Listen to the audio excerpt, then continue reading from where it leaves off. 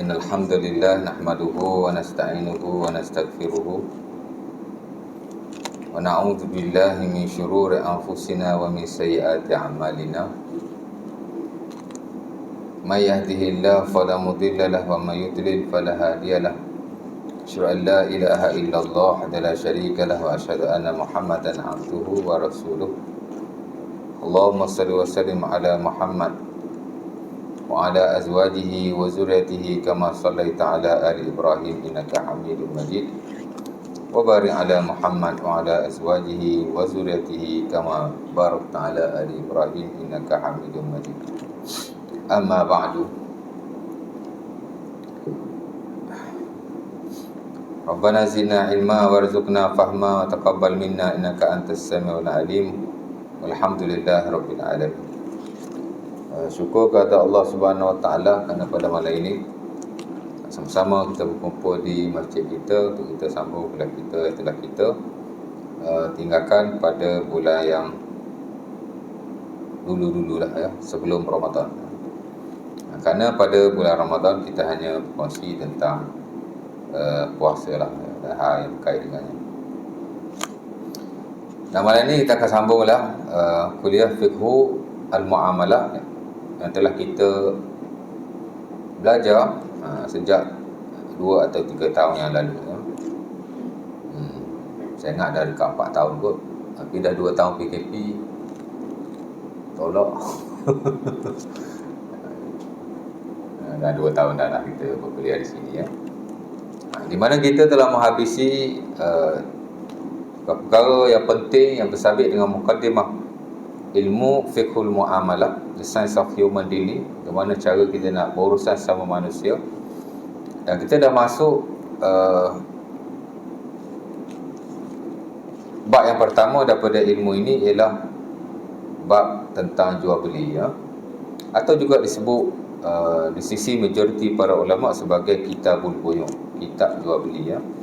Kerana ia adalah satu bab yang besar dan kebiasaannya bab yang besar ni dipanggil dengan kitab dan semayang lah. Dalam fiqh kita tak panggil bab semayang, kita panggil kitab semayang ya.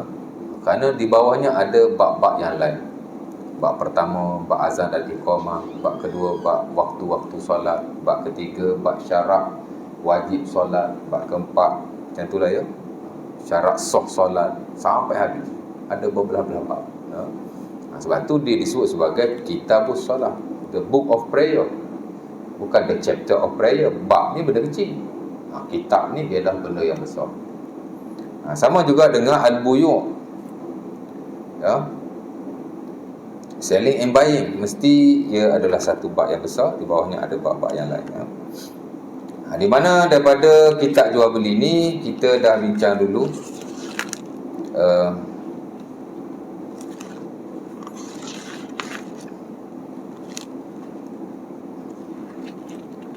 bab yang mula-mula dulu ialah definisi dan hukum jual beli. Saya dah hurai secara panjang lebar daripada hujung tahun hari itu.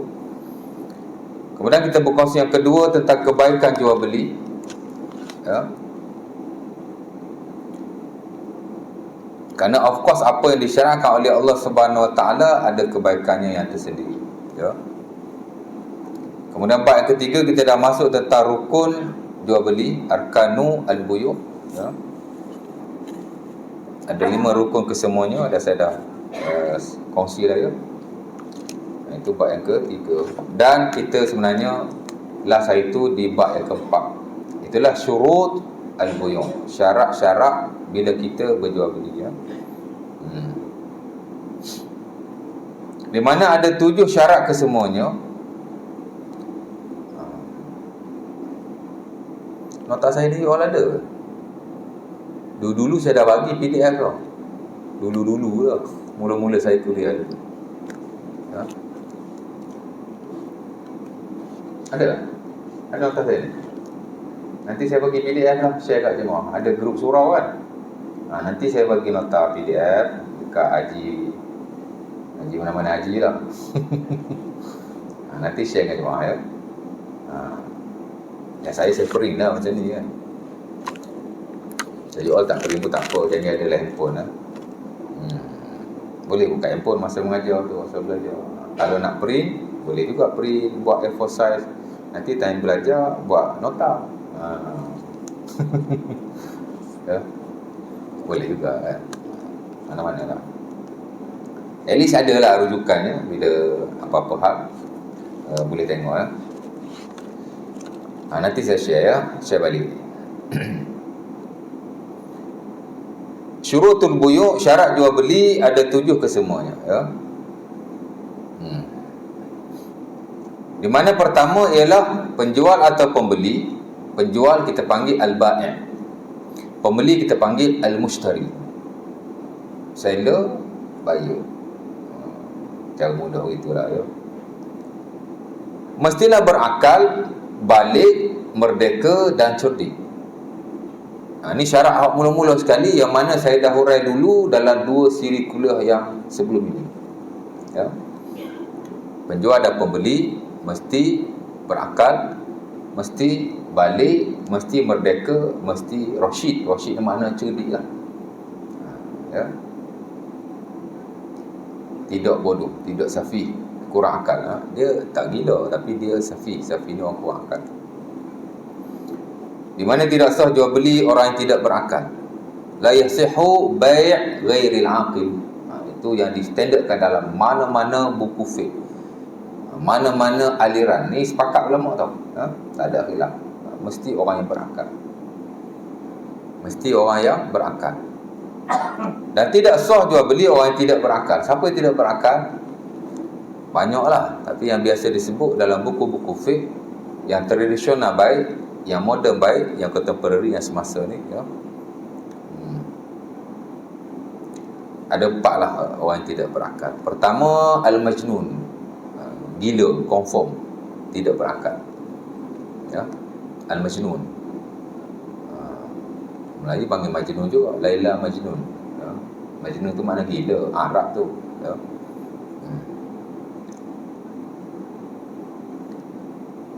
Yang kedua ialah orang yang an-na'im, orang yang tidur.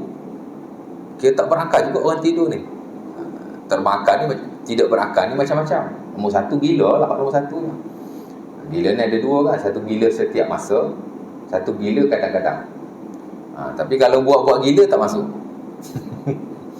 Itu tak masuk ya. Yang kedua, tidur. Rupanya tidur ni dikira tidak berakal juga. Sebab tu kalau tuan-tuan tidur, bangun daripada tidur, batal wudu.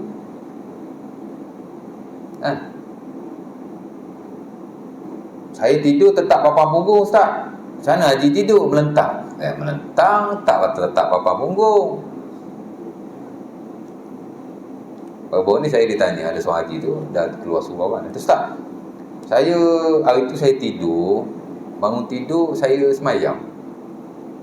Tapi ada orang kata tak sah semayang. Tapi saya tetap papan punggung Ustaz. Haji tidur macam mana? Tidur melentang. Lah, tidur melentang tak papan punggung. Tetap papan punggung ni tidur duduk. Bersandar ke, tak bersandar ke, baru tetap papan punggung. Kalau terlentang, miring, menagak, itu tak tetap papan punggung. Saya terlentang, punggung tetap apa? Dia tak kira tetap papan punggung. Al-mutamakin ma'adatuhu minal ard. Tetaplah papan punggungnya di atas bumi. Maksudnya ialah dia duduk ya. Dalam keadaan tidur tu dia duduk. Pasal apa batal ya?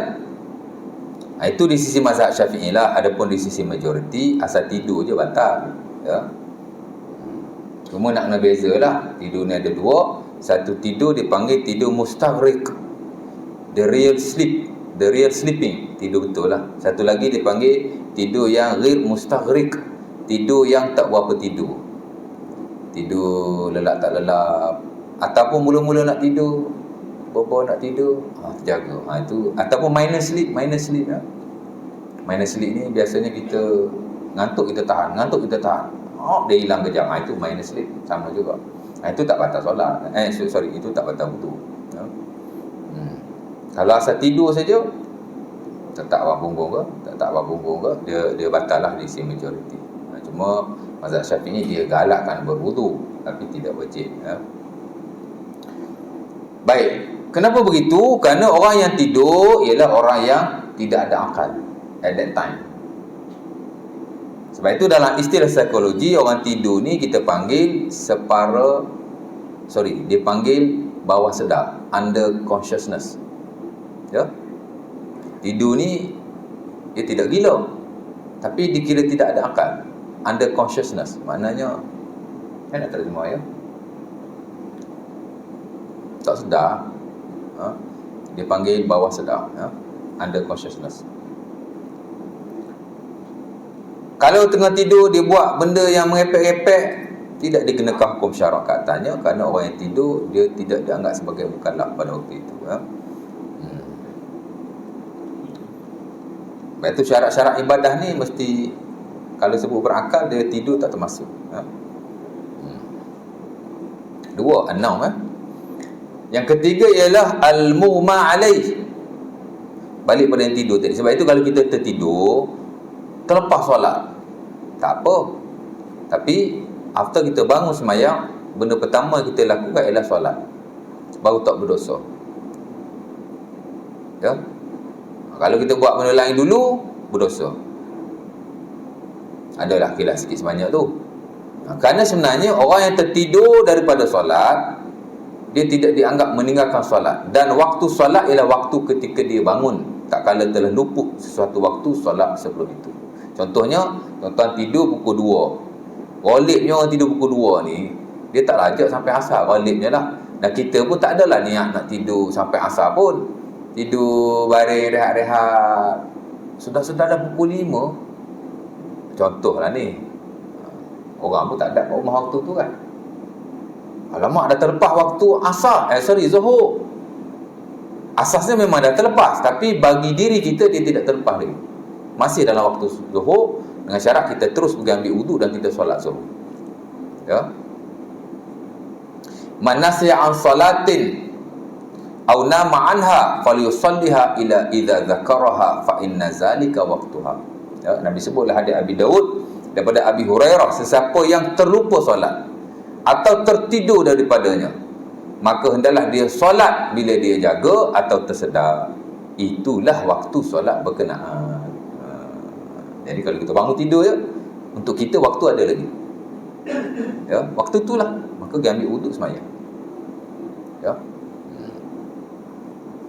Nak cerita tidur tidak sah jual beli kerana dia orang yang tidak berakal. Dua kan, tidur. Yang ketiga al-mughma alaih, orang yang pengsan. Sama saja, orang gila, orang tertidur, orang yang pengsan, ni semua dikira sebagai tidak berakal. Sebab tu mereka tidak diwajibkan solat. Mereka orang tidur saja, dia tetap kena sembahyang lah. Sebab dia bukannya tak berakal macam gila. Kalau gila tak wajib solat masa dia gila tu, dan tak wajib qada pun. Sama juga orang pengsan. Dalam konteks al-mughma alaih, orang yang pengsan ialah orang yang koma, kan? Kena stroke, koma 3 bulan. After 3 months dia sedar, pergi qada sembahyang, tak payah qada. Sebab kita pada waktu itu adalah orang yang tidak berakal, al-mughma alaih. Ya. 3. Dan yang keempat yang dianggap sebagai tidak berakal, yang mana tidak sah ibadahnya, dan dalam haiwan muamalah juga tidak boleh diguna pakai, tidak sah jugalah kiranya, ialah orang yang al-mahzari. Al-mahzari ini ialah orang yang nyanyuk lah kita kata. Orang tua yang telah nyanyuk. Ya? Orang tua yang telah nyanyuk. Kalau tua tak nyanyuk tak apa. Tapi kalau tua nyanyuk, maka jual beli juga tidak sah. Ya.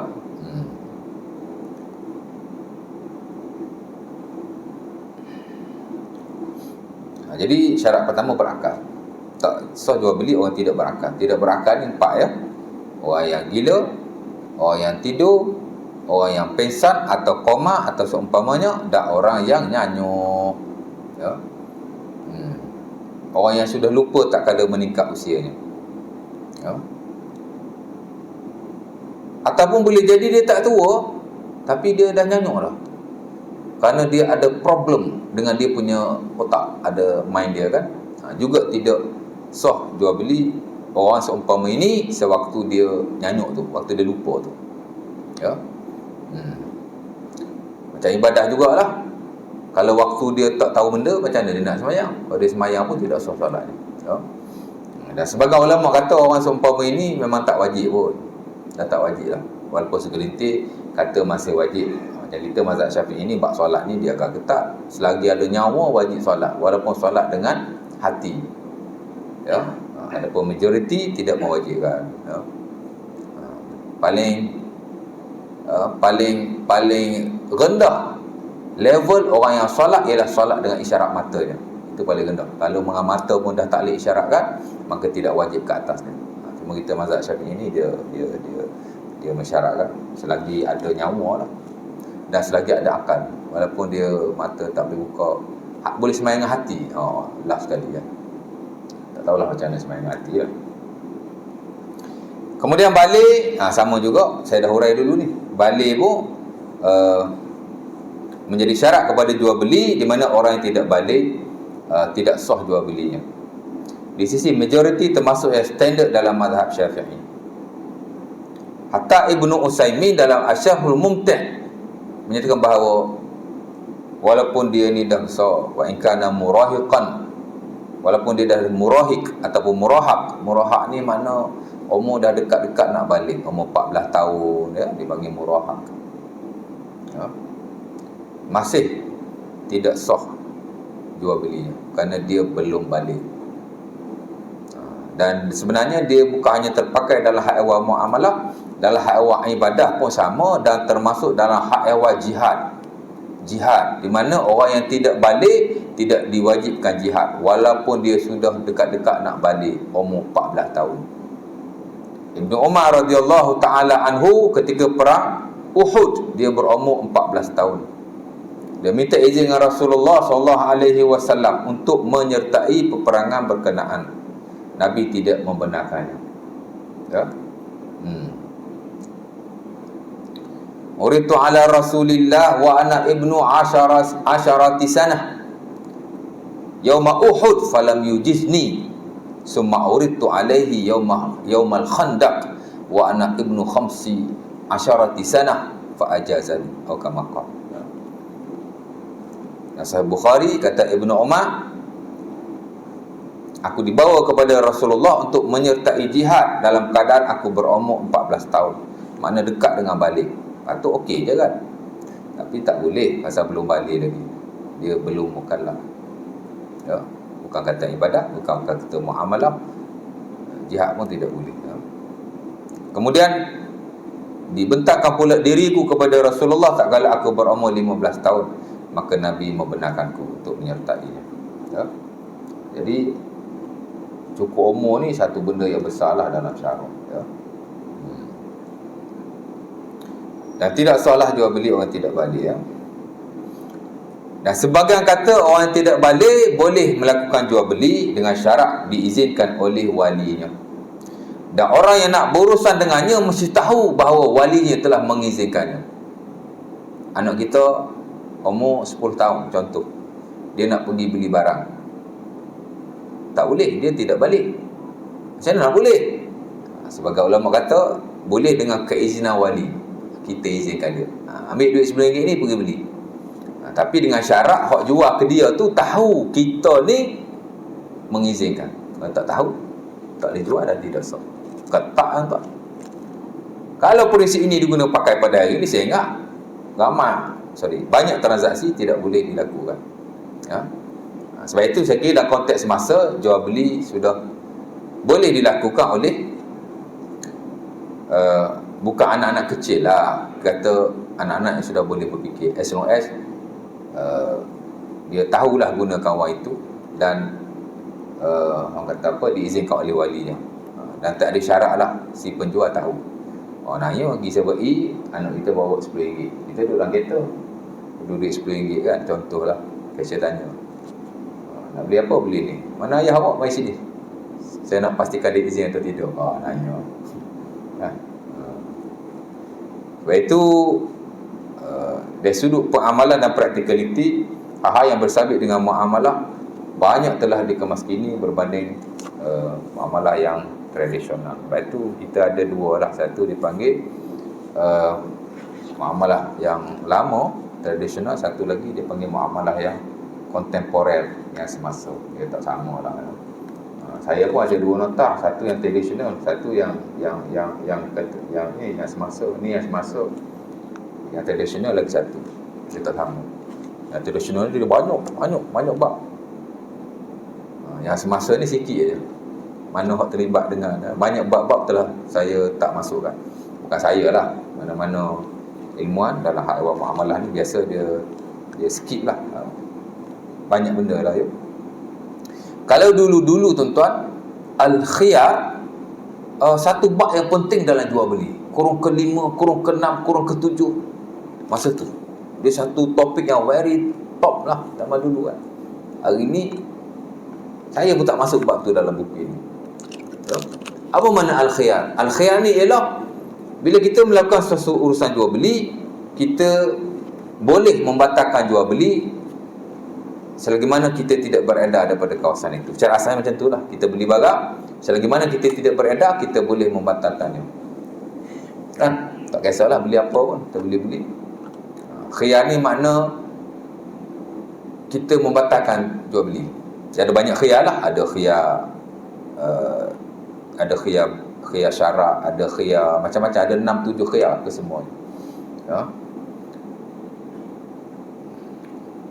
Paling asalnya lah bila kita beli barang, kita boleh batalkan jual beli sebelum kita beredar. Kita dah beli dah bayar duit, dia pun dah bagi barang. Tak nak lah, ambil balik duit dia. Penjual wajib mengambil jual beli berkenaan. Dia kena ambil. Ya. Kalau kita dah cancel. Melainkan kalau awal-awal kita dah syaratkan. Masa beli tu dia syaratkan. Awak beli ni awak tak boleh jual balik awak tak boleh batalkan ya. Kita pun setuju ya. Itu dipanggil khiyar syarat, tak apa. Tapi kalau kita tidak mensyaratkan apa-apa, pembeli berhak untuk membatalkan jual beli sebelum dia beredar. Ya. Hari ni ada buat. Pergi pasar raya, dah bayar apa semua. Saya nak cancel lah, nak buat lah. Haru. Betul tak? Kerja kata tak boleh bang, saya dah cash out ni, resit pun dah keluar. Apa pula saya belajar fiqh muamalat kata boleh? Masak. Ya.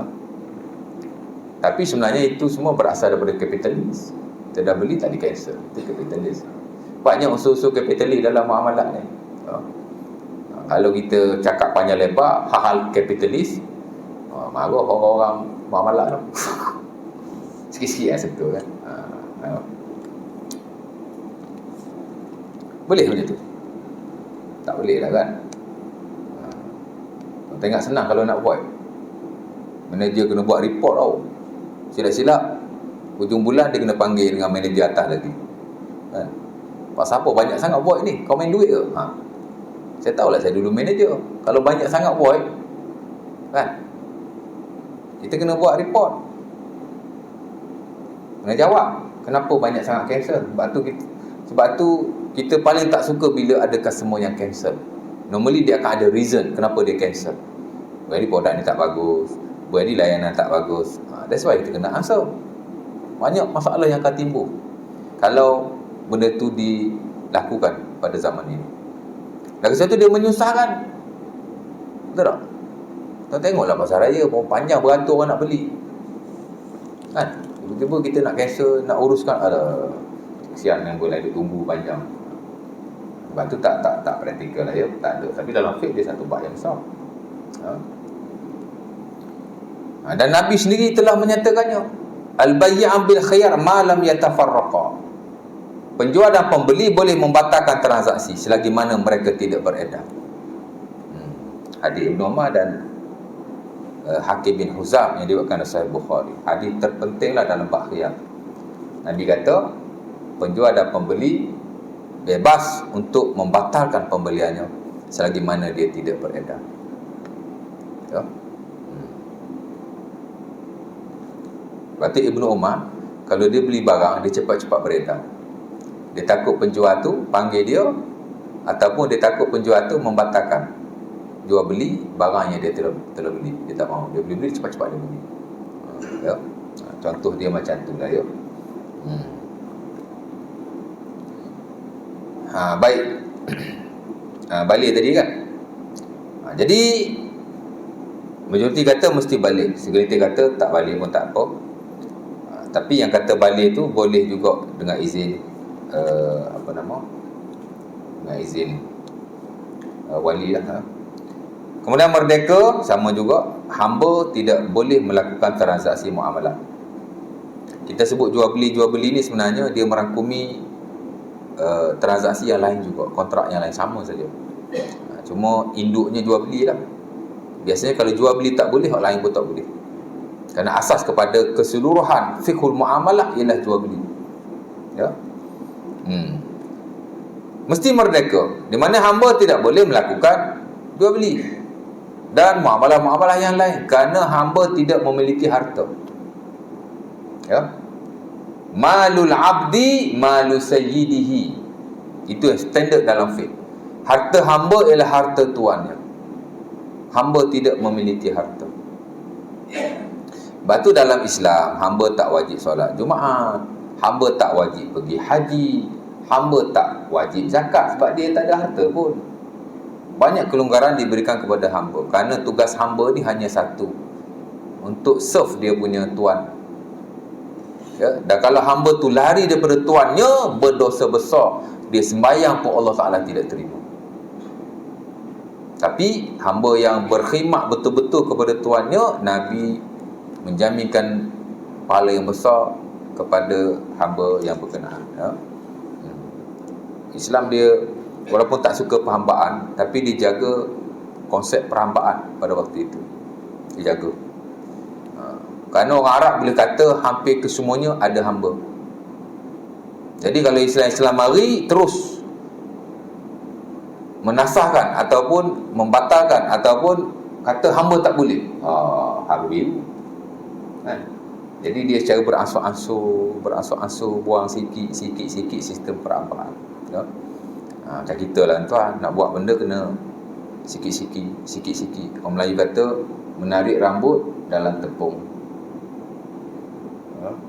Tepung tidak berselera, macam mana? Peribahasa tu. Rambut tidak berselera, macam mana? Macam mana? Bahasa Melayu tu. Kita kan orang Melayu. Menarik rambut dalam tepung, rambut tidak putus, tepung tidak berselera. Macam itulah, ya.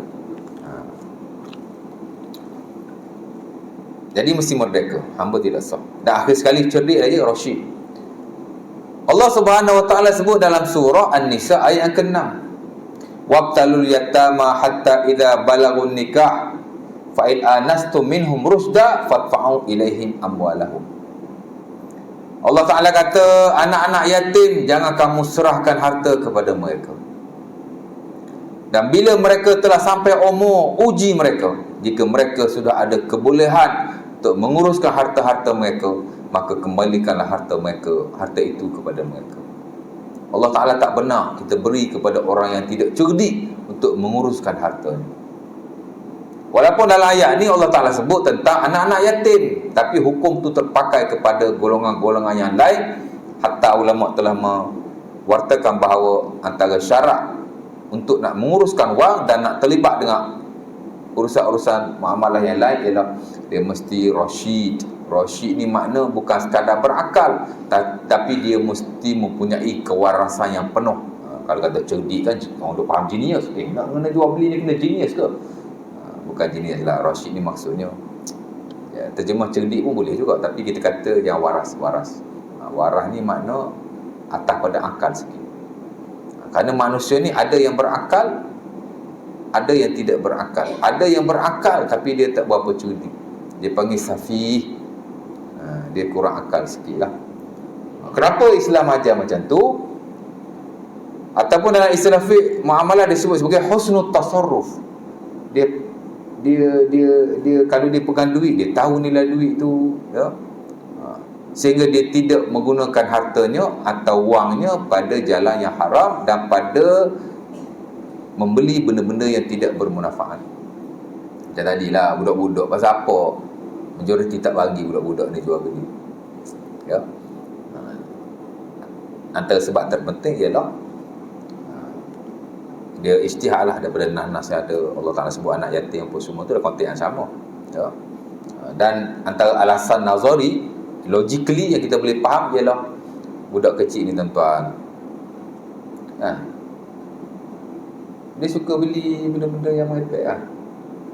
Sebab itu sebenarnya kalau diikutkan peraturan depan sekolah tak boleh ada kedai, dia mesti 100 meters from the school, setahu saya. Kita kecil-kecil dulu orang jual aiskrim kat tepi-tepi pagar sekolah saja. Dia sambil nak balik beli kan. Tak boleh, ya. Budak-budak ni kan, Islam tahu bahawa kanak-kanak ni dia tak berapa pandai nak membeli. Akhirnya dia akan beli benda-benda yang tidak bermanfaat, dan kadang-kadang boleh memudaratkan diri, ya. Baik, itu syarat yang pertama. Kemudian syarat yang kedua, ini saya urai dah 2 kuliah dulu ni, cuma refresh balik lah, ya. Mungkin ada benda-benda baru. Okey, syarat yang kedua, boleh ingat, ya? Boleh ingat syarat pertama tadi? Ada pressure nanti ni, hujung tahun ni. Saya nak mengajar slow-slow lah pula sekarang. Seketui, biar tuan-tuan boleh ingat, kan? Okey, itu syarat yang pertama. Penjual atau pembeli mesti berakal, mesti balik, mesti merdeka, mesti waras, ya, cerdik. Yang kedua, barangan mesti dimiliki. Syarat yang kedua, barangan itu mestilah dimiliki, yakni oleh si penjual. Ayyakuna mamlukan lil bai'. Itu dalam mana-mana buku fiqh. Hendaklah ia dimiliki oleh si penjual. Au ma'zunan lahu fi. Kalau dia tidak memilikinya sekalipun, dia diizinkan untuk melakukan transaksi berkenaan, ya. Mesti dia memiliki. Tapi kalau bukan dia punya, boleh, dengan syarat pemilik mengizinkan untuk dia melakukan transaksi. Tak kira lah jual beli ke, nak buat sewa ke, nampak? Of course lah, kita tidak boleh melakukan transaksi muamalah daripada harta orang lain dan tanpa keizinan, kan? Motor banyak depan surau tu, ambil sebiji pergi jual, ya, boleh. Pasal apa tak boleh? Kerana tidak dimiliki. Syarat kita mesti jual benda yang kita miliki, ya. Dan Nabi SAW dengan tegas melarang, umpama dalam hadis yang diriwayatkan oleh Hakim bin Huzam dalam Sunan Abi Daud dan juga dalam Sahih Al-Bukhari, katanya, la tabi' ma laysa indak. Jangan jual apa yang kamu tidak ada. Dalam bracket, apa yang kamu tidak miliki. Jangan jual barang orang lain, jual hakmu saja. Tak berlaku, ustaz. Siapa kata tak berlaku, kan? Saya baru je jadi ustaz. Dulu-dulu masa saya baru nak start, saya ramai kawan-kawan, kan? Dia kerja bahagian mekanikal. Bila orang datang servis apa-apalah, kan, dia servis 8 barang aja, dia tulis 10 barang, 2 barang lagi dia suruh buat keluar, dia jual kat luar. Itu dipanggil, of course lah, yang pertama mencuri, yang kedua ialah dia menjual barang yang bukan miliknya. 2 kali dosa lah, ustaz. Wallahu ta'ala alam. Zahirnya macam tu lah. Curi tu satu dosa dah, dia jual pula, dosa pula, ya. Berlaku, tuan, ya. Kalau benda ada dalam syarak ni, mestilah berlaku, ya. Kebiasaannya kalau yang dinaskan oleh sama ada Al-Quran ataupun hadis Nabi SAW, dia ada benda yang sentiasa berlaku daripada dulu sampai hari. Kebiasaannya benda-benda yang saya kata tadi tak praktikal telah digantikan dengan fatwa baru. Biasanya dia dalam konteks-konteks ijtihad. Benda tak ada nas ataupun ada nas tapi tak berapa jelas adalah hal-hal seumpama itu ya. Kalau benda tu jelas biasanya dia tapi tak banyaklah ya. Banyak isu fiqh ni ijtihad. Ya.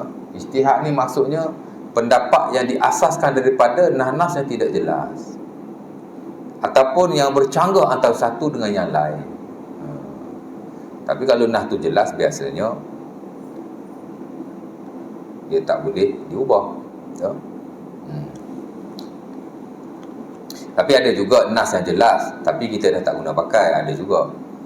Kerana kadang-kadang Nabi ni sebut satu benda ada sebabnya. Bila tidak ada sebab itu, maka tidak ada lah. Ya. Contohnya kalau nak diikutkan, hampir keseluruhan para ulama melarang kawalan harga pada barangan. Sebab Nabi memang sebut dengan jelas lah. Maksudnya barangan ni tak boleh dikawal harganya. Siapa-siapa tak boleh kawal, termasuk pemerintah. Sebab Nabi pemerintah. Bila Nabi diminta oleh sahabat-sahabatnya untuk mengawal harga pada waktu itu, Nabi tak benar. Dia panggil bab at-tas'ir. Tak ada dalam buku ni, tapi dia satu bab yang penting juga. Ujung-ujung kan dia ada satu bab at-tas'ir, bab kawalan harga ya. Bila sahabat suruh Nabi kawal harga, Nabi tak benar, Nabi tak mau. Tapi pasal apa sekarang dah tak boleh pakai lagi? Kerana mengikut para ulama, especially yang contemporary jugalah ya, keadaan pada waktu itu dan waktu ini tidak sama. Sahabat minta Nabi kawal harga kerana pada waktu itu memang harga mahal. Ya Rasulullah, laqad ghalatil as'ar fil aswaq fasa'ir lana. Kata Anas bin Malik, sahabat jumpa Nabi, dia kata, wahai Rasulullah, harga barang telah melambung tinggi di kedai, di pasar-pasar. Maka ya, kawallah harga, letaklah satu standard harga. Tapi Nabi tak benar ya. Maka Nabi kata, innallaha huwal musa'ib ar-razzaq al-basit. Nabi kata tak boleh. Yang meletak harga ni ialah Allah Subhanahu Wa Taala. Tu dulu Timbul pernah kata harga naik kan, dia kata oh letak harga ni Allah. Betul lah, dia kata betul dah. Tapi mengikut kajian pasal apa Nabi tak benar? Sebab kenaikan barangan pada waktu itu dia berlaku secara genuine. Barang ni tuan-tuan kalau dia naik harga genuine tak apa. Mana memang market macam tu. Dan tidak memberi apa-apa kemudaratan. Tapi hari ini kalau setengah-setengah barangan tidak dikawal, dia akan memudaratkan. Bukan hanya kepada kita si pengguna di peringkat consumers, tapi juga di peringkat supply chain apa semua tu kan, dia akan ada masalah. Dan dalam setengah-setengah keadaan, kenaikan harga pada zaman kita dia tidak genuine. Kan? Naga main harga, sorok barang. Ayam bila baik murah di pasaran, apa setengah-setengah toki ayam buat? Bukan hari ni, tapi sebelum-sebelum ni memang berlaku. Murah sangat ayam tuan, sampai sekilo sampai RM3, RM2 zaman tu lah. Murah dah. Patut RM6, RM5 kan. Turun pasal biasalah demand and supply. Bila barang banyak, harga akan turun. Betul? Bila barang sikit, harga akan naik. Itu genuine tu. Tapi dah ayam banyak sangat, apa dia buat? Dia bakar ayam dia tu. Dah ayam tak cukup, jadi stok jadi kurang, harga jadi naik. Tak genuine lah. Kan? Berlaku monopoli. Aduh, banyak. Mau tak mau kerajaan kena buat kawalan harga ke atas setengah barang. Jadi harus. Kalau dulu haram, 99% kata haram. Hari ni harus ya. Di atas dasar-dasar tertentu lah. Ala kulli hal tak boleh beli barang orang lain ya. Tak boleh jual barang orang lain. Melainkan jika kita diizinkan. Jika kita diizinkan bolehlah. Kita ada kereta, kita tak jual, kita suruh kawan kita tolong jualkan ya. Jualah kereta aku ni, aku nak RM9,000 je. Kau nak jual berapa, kau punya hal. Dia pergi jual RM20,000, kita suruh RM10,000 je, RM9,000, RM10,000 dapat untung dia. Tutup dahi kita, ada menyesal aku. Dah hang cakap macam tu. Broker pun bebas.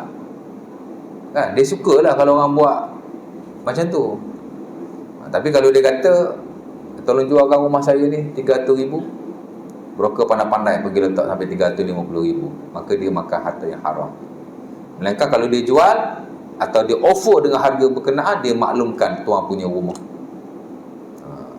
Ya. Lepas saya ni ada broker, ada rumah murah nak beli tu. Broker pun nak jaga juga, ya. Jadi kena tahulah. Dulu-dulu pun dah ada broker zaman Rasulullah, dia panggil simsar. Jadi boleh ya jika kita diwakilkan. Sebab itu dalam muamalah nanti dia ada di ujung-ujung ni ada satu bab, dia panggil babul wakalah, bab perwakilan. Di mana kita tidak mempunyai barang itu tapi kita menguruskannya. Hari ini dalam peringkat kewangan dan perbankan, especially yang Islam lah. Ada orang dia tak terima Islam, tak Islam. Islam lah kita kata, ya. Wakalah atau perwakilan ni dia jadi satu akad atau kontrak terpenting sekali, sehingga ia ada dalam mana-mana urusan. Kita nak beli kereta, ada akad wakalah ni. Ada akad wakalah. Kita nak beli rumah, ada wakalah.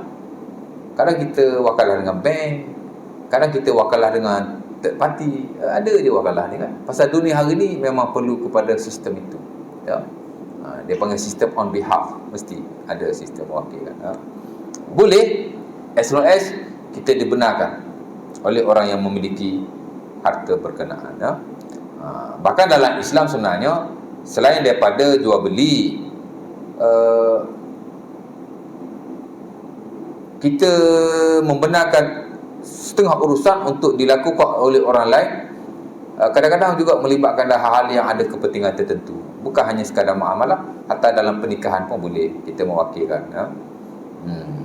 Saya nak kahwin, kita wakilkan kepada sesiapalah untuk dia boleh wakil lah ke, wali boleh wakil.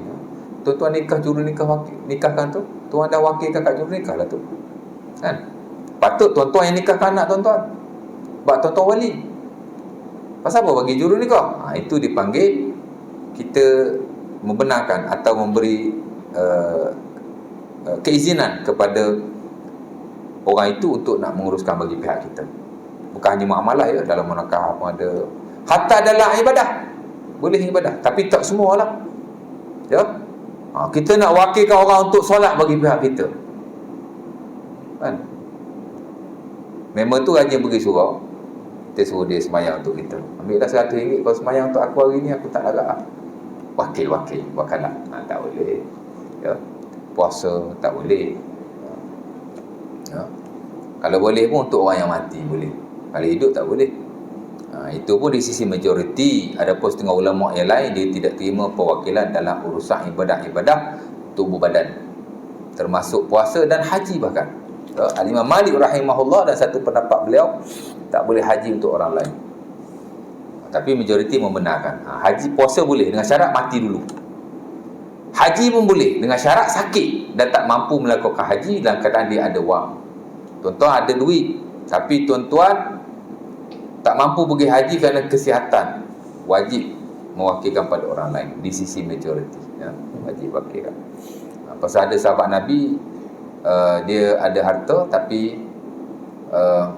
dia tak mampu kerana kesihatan. Dia tanya Umar Al-Khattab suruh dia mewakilkan. Jadi boleh wakalah ni dalam ibadah ada sebahagian. Tapi kalau zakat boleh wakilkan. Puasa syarat mati dulu, boleh wakilkan. Haji sakit, of course lah, kalau mati pun boleh wakilkan. Cuma wajib tak wajib itu bergantunglah, ya. Kalau tak wajib lah, tapi boleh wakilkan. Tapi kalau muamalah memang sebagai besar lah. Nikah kahwin boleh, wali boleh wakilkan. Orang yang nak nikah pun boleh wakilkan. Ada orang dia nak kahwin, dia tak ada, dia duduk kat US, dia pun wakilkan kepada adiknya yang berada di Malaysia. Boleh diuruskan, ya. Dah berlaku, memang dibenarkan lah, ya. Jadi kalau hak nikah kahwin boleh diwakilkan, of course lah jual beli boleh diwakilkan.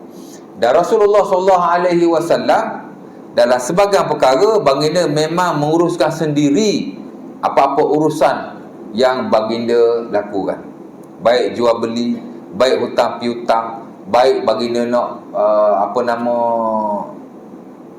nak gadai ke apa benda kan, baginda buat sendiri. Tapi sekali-sekala baginda akan mewakilkan kepada orang lain, ya.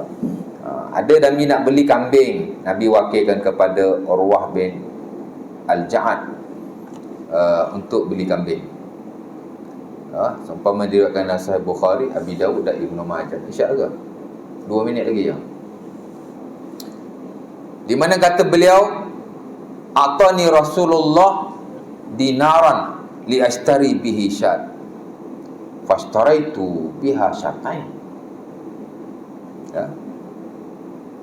Fabi'tu syatan faraja'tu ila Nabi bi syatin wa dinar. Fada'a Rasulullah lahu bil barakah. Fada'a Rasulullah lahu bil barakah. Ujung hadis tu, falau kana yattajiru bi turabin la rabiha, atau kama qala. Ujung tu saya tak berapa pasti dia punya nas macam mana ujung. Sebab banyak riwayat ujung tu tak ada, tapi ada riwayat ada tambahan ujung tu. Kata Urwah bin Ja'ad, Nabi SAW mewakilkan kepadaku untuk membeli seekor kambing. Nabi memberikanku 1 dinar. Market kambing waktu tu memang 1 dinar. Hari ni pun kambing memang 1 dinar. Betul tak?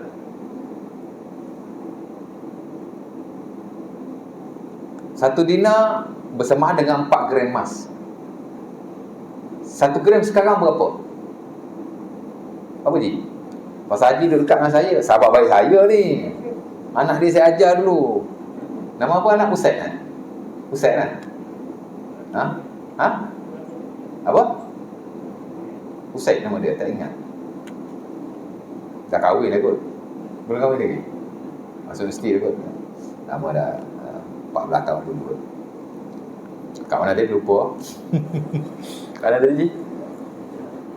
Nak ujung dah isyak. Dah isyak dah pun. Saya kena berhenti ni. Saya ada janji dengan kawan. Dia datang daripada Puchong. Nak habiskan yang itulah. Mana tadi? Kat mana tadi Ji? Melencong, lupa. Urwah tadi kan.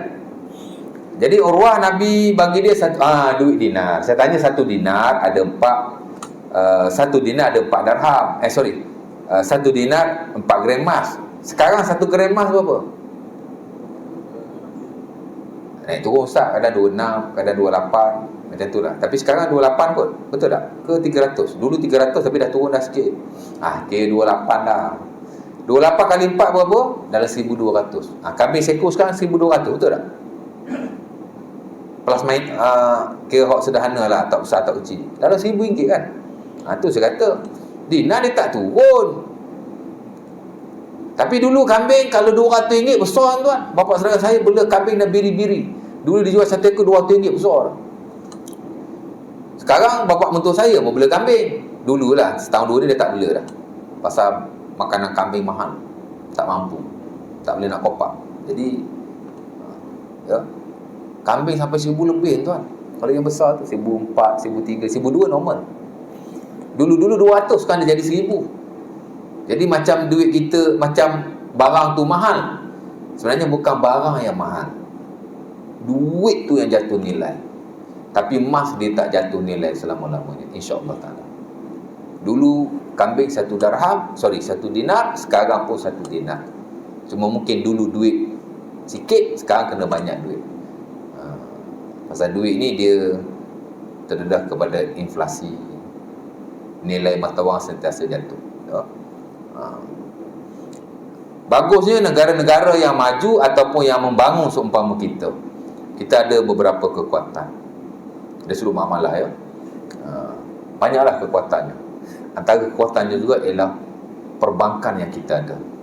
Ni baru-baru ni seorang ustaz, dia buat TikTok kan, buat apa kita simpan duit di bank, bank untung free-free, kita rugi.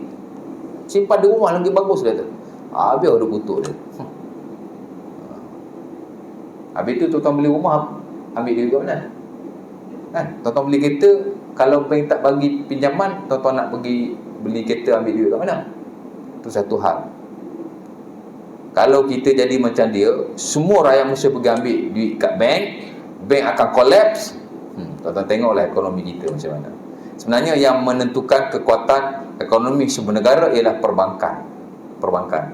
Kuat perbankan, kuatlah ekonomi dia. Kita tak nafilah ada konvensional, ada Islamik, tapi peranan penting dan paling utama dalam ekonomi sesebuah negara hari ini yang cakap 100 tahun lepas ialah bank. Kuatnya bank, kuatlah ekonomi sebuah negara. Sebab itu penting. Nampak? Tuan-tuan semua keluar duit dalam bank, bank collapse. Nilai mata wang akan collapse sama sekali. Tuan-tuan ada duit tak guna. Tuan-tuan, yang mengawal mata wang ni bank. Kan? Itu penting. Sebab tu kita nak cakap kena tahu. Saya tak adalah reti sangat. Kan? Sebab saya sebenarnya walaupun saya buat PhD dalam muamalah, tapi saya bukan dalam komersial muamalah. Bukan saya banking, saya bagian charity, ya. Saya commercial wakaf. Tapi kita kena ada sikit sebanyak idea lah tentang khas umpamanya. Jadi tak boleh bermudah-mudah begitu, ya. Kita simpan di bank, bank bagi pinjam, dia dapat untung. Jangan simpan di konvensional, bukanlah Islamic account. Tuan-tuan simpan wang di Islamic account, wadiah. Tuan-tuan dah benarkan bank untuk bagi pinjam pada orang lain, dia bagi sedikit hibah. Kan? Okey je. Tuan-tuan simpan duit kat rumah, nanti kena curi. Contoh dia macam itulah, ya. Ada pro dan kontra. Kita tak nafilah sebahagian kewangan ni ada pengaruh kapitalisme, ya. Tapi kapitalis, tahu kapitalism, kerja nak untung aje lah. Itu masuk kapitalisme. Tapi dalam banyak hal negara kita membangun pun kerana kewangan yang bagus. Dan yang main peranan itu ialah perbankan, ya. Jadi kita nak tahu jugalah. Jadi itu penting. Jadi dua syarat tu, ya. Jadi balik kepada yang tadi, Nabi suruh Ja'ad atau Urwah pergi beli kambing. Dia beli kambing 1 ekor, 1 dinar. Kemudian di pertengahan jalan dia dapat beli 2 ekor. Dia tawar dapat murah. Kemudian dia jual 1 ekor. Dia bawa balik kat Nabi. Dia bagi balik duit kat Nabi 1 dinar dengan 1 ekor kambing. Maka gembiralah Rasulullah SAW kerana dia telah mewakilkan orang yang amat pandai membeli. Bagi 1 dinar untuk beli kambing, bawa balik 1 dinar juga dengan 1 ekor kambing yang lain. Ya. Lalu Nabi berdoa kepadanya agar Allah memberkati urusan jual belinya. Maka start dari itu, Urwah jika dia melakukan urusan jual beli atau apa-apa muamalah lah, ya, dia mendapat keuntungan berkat daripada doa Rasulullah SAW, dan dia sendiri pandai dalam nak menguruskan hak ehwal kewangan, ya. Jadi saya rasa setakat itu dulu untuk hari ini. Kita sambung lain kali lah. Assalamualaikum warahmatullahi wabarakatuh. Kalau ada soalan, tanya lepas semayang lah, secara peribadi, ya. Tutup majlis kita dengan tasbih.